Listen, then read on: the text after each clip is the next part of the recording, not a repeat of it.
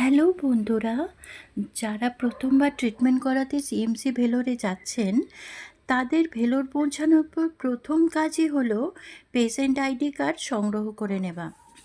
এই কার্ডটা কিন্তু আপনারা যত দিন সিএমসিতে ট্রিটমেন্ট করাবেন, তত দিন হসপিটালের প্রতিটি জায়গায় এবং প্রতিটি ক্ষেত্রে কাজে লাগবে।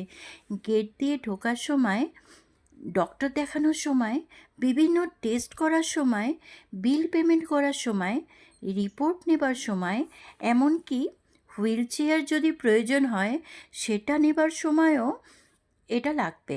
অর্থাৎ সব সময় এই পেশেন্ট আইডি কার্ডটি কিন্তু দেখতে চাইবে।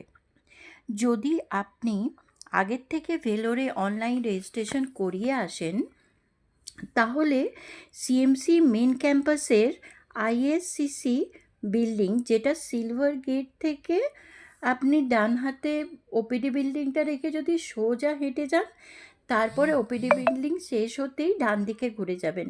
ডান দিকে সোজা গেলেই আপনি দেখতে পারবেন আইএসসিসির বিল্ডিংয়ের একতলায় অনেকগুলো কাউন্টার আছে।